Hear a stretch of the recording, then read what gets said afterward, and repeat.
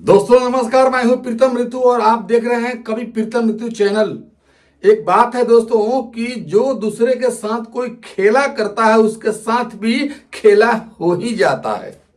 वही हाल हो गया है ममता बनर्जी के साथ। बंगाल में खेला करने वाली ममता बनर्जी के साथ बहुत बड़ा खेला हो गया। और वो खेला हो गया कि अब उनका सत्ता जाना लगभग कन्फर्म हो गया। याद करिए दोस्तों, बांग्लादेश बॉर्डर खुला हुआ है और उसको फिनिशिंग तार से जो फिनिशिंग किया जाता है, जो बॉर्डर सील किया जाता है, उसको वो फिनिशिंग नहीं होने दे रही थी, केवल अपने जीत के लिए, अपने वोट बैंक के लिए। गृह मंत्रालय ने और अमित शाह जी ने 6 बार उनको ये कागज थमा दिया कि भैया आप जमीन वो दे दीजिए जो आवंटित किया गया है, जिसको जो है कि नहीं रिकवर भी कर लिया गया उस जमीन पर जहां फिनिशिंग करना है, और वहां पर तार कटीले तार लगा करके बॉर्डर को सील करना है। उसका मुआवजा भी केंद्र सरकार ने रिलीज कर दिया, जारी कर दिया है, दे दिया है। सब कुछ देने के बाद भी ममता बनर्जी जमीन नहीं दे रही थी कई वर्षों से, कई चुनाव से, क्योंकि वो उसी रास्ते से सारा काम करती है। बांग्लादेशी उसके वोटर हैं। यहां जो है कोलकाता में, बंगाल में जो मुसलमान रहते हैं, एक मुसलमान का 400-500 बच्चे हैं। वोटर, आधार कार्ड, ये सब कुछ नकली जाली बना करके, और बांग्लादेश से बॉर्डर खुला हुआ है, सीधा बांग्लादेश से आकर के वोट दे के लोग चले जाते थे और ममता बनर्जी जीत जाती थी। इस पर नजर पड़ा अब जाकर के गृह मंत्रालय का और कलकत्ता हाई कोर्ट का। और कलकत्ता हाई कोर्ट ने जो आदेश जारी किया है, इससे ममता बनर्जी का खेला ही पलट गया। अब उनको जमीन वो भी मार्च से पहले देना होगा। जहां फिनिशिंग का काम सरकार जो है कि नहीं मार्च के पहले, इलेक्शन के पहले करा लेगी। देख लीजिएगा, ये मैं आपको बता रहा हूं। इस पर आपको इंडिया टीवी के बहुत बड़े पत्रकार, देश के जाने माने पत्रकार श्रीमान रजत शर्मा जी का एक रिपोर्ट आपको मैं सुनाता हूं, जिन्होंने एकदम इस पर खुलकर बोला है कि क्या हुआ है, क्या नहीं हुआ है। ये ममता बनर्जी को अब पता चल जाएगा कि खेला कैसे हो गया। देखिए, कलकत्ता हाईकोर्ट से ममता बनर्जी को आज बड़ा झटका लगा। हाईकोर्ट ने ममता बनर्जी की सरकार को आदेश दिया कि सरकार किसी भी हाल में 31 मार्च तक बांग्लादेश बॉर्डर पर फेंसिंग के लिए बीएसएफ को जमीन दे। कोलकाता हाईकोर्ट ने आज क्लियर कहा कि राष्ट्रीय सुरक्षा से समझौता नहीं किया जा सकता, इसलिए बॉर्डर पर फेंसिंग की जमीन हर हालत में बीएसएफ को मिलनी चाहिए। कलकत्ता हाईकोर्ट के चीफ जस्टिस सुजय पॉल और जस्टिस पार्थसारथी सेन की बेंच ने कहा कि केंद्र सरकार जिस जमीन का मुआवजा दे चुकी है, अधिग्रहण का प्रोसेस पूरा हो चुका है, इसके बाद भी जमीन बीएसएफ को हैंडओवर नहीं की गई है, ये ठीक नहीं है। ये देश की सुरक्षा का मामला है, इसलिए ममता सरकार 31 मार्च से पहले जमीन बीएसएफ को हैंडओवर करे। कोर्ट ने कहा कि राजनीति, चुनाव या किसी के अहंकार से कोई फर्क नहीं पड़ता, उन्हें सिर्फ नेशनल सिक्योरिटी की चिंता है। कोर्ट का ऑर्डर आने के बाद बीजेपी तृणमूल कांग्रेस पर हमला करने पहुंच गई। सुकांत मजूमदार ने कहा कि ममता सरकार अभी भी बीएसएफ को जमीन देगी, इस पर उन्हें डाउट है, क्योंकि ममता को देश की सुरक्षा से ज्यादा अपने वोट बैंक की फिक्र है। बीजेपी के एमपी सुधांशु त्रिवेदी ने कहा है कि हाईकोर्ट ने ममता सरकार को एक्सपोज कर दिया है। इससे साबित होगा कि ममता के राज में देश के बॉर्डर भी सुरक्षित नहीं है। दोस्तों, ममता बनर्जी के साथ खेला ही नहीं हुआ, वो इतना बड़ा झमेला अब हो गया है कि उनको जो है कि नहीं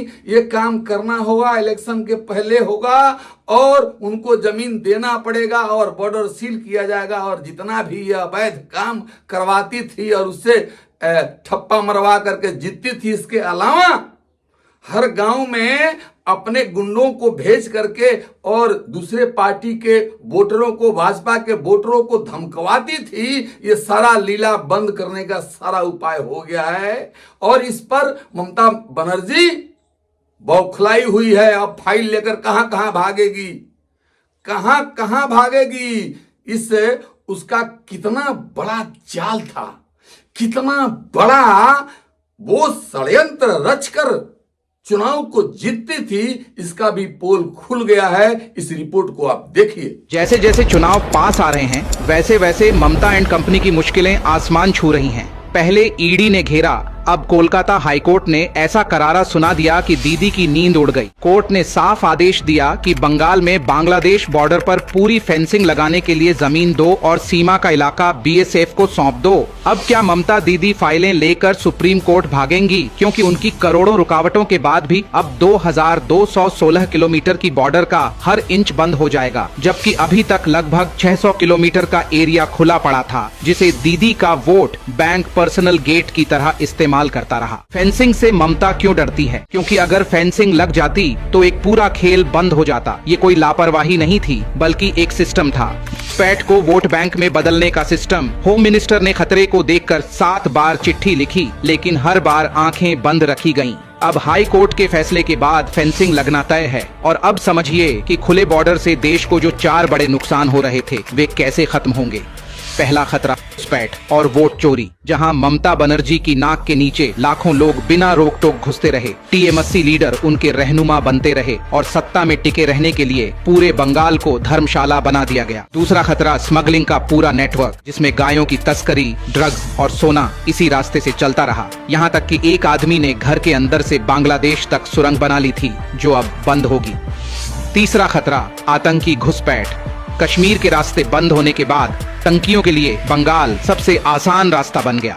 आए दिन मिलने की खबरें आती रहीं, लेकिन फेंसिंग की तार लगते ही आतंकी संगठनों के नापाक मंसूबे तार तार हो जाएंगे और अब घुसना तो दूर, पास आने के सपने भी नहीं देख पाएंगे। चौथा खतरा सिलीगुड़ी कॉरिडोर, जो भारत की सबसे अहम पट्टी है और पूर्वोत्तर को जोड़ती है, जिस पर बांग्लादेश की नजर थी, लेकिन फेंसिंग के बाद वह सपना टूट चुका है। क्योंकि फेंसिंग सिर्फ तार नहीं है, बल्कि उस राजनीति पर ताला है जो खुले बॉर्डर पर चल रही थी और हिंदुओं पर होने वाले अत्याचारों का जरिया बनी हुई थी। और अब वह दिन दूर नहीं जब बंगाल पूरी तरह सुरक्षित होगा और बांग्लादेश का बॉर्डर पैठियों के लिए एक डरावना सपना बन जाएगा। तो दोस्तों, आपको इस क्लिप को देखकर, इस वीडियो क्लिप को देखकर के आपको बिल्कुल समझ में आ गया होगा कि ममता बनर्जी बंगाल का चुनाव कैसे जीतती थी और कैसे लोगों को जो है कि नहीं गुमराह करके।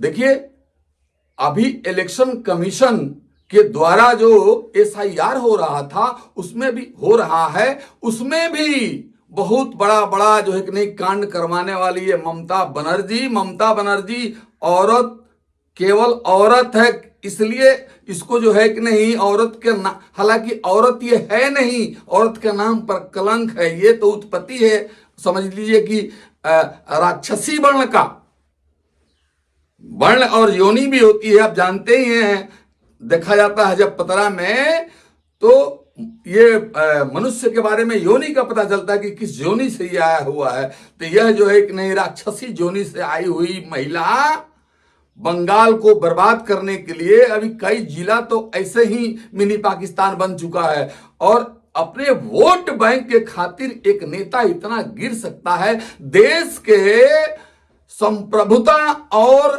रक्षा के साथ खिलवाड़ कर सकता है, इतना किसी को विश्वास नहीं था दोस्तों। इसलिए ऐसा इसके साथ बर्ताव अच्छा किया गया, अच्छा कोर्ट ने किया कि इसको आदेश पारित कर दिया। अब ये जो है कि नहीं घर में बंद रहेगी और इसको हारना तय है, क्योंकि बंगाल के सारे लोग इससे आजिज हो चुके हैं।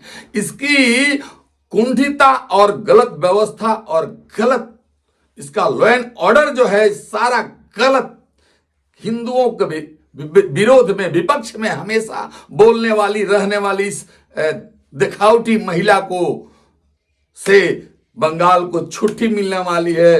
दोस्तों, भगवान करे कि जल्दी से जल्दी यह वो समय आ जाए कि ये गद्दी छोड़ दे। हम लोग तो यही प्रार्थना करते हैं, आप लोग भी यही प्रार्थना जरूर करिएगा कि इसका गद्दी छोड़ना बहुत जरूरी है। मिलते हैं अगले एपिसोड में, तब तक के लिए नमस्कार।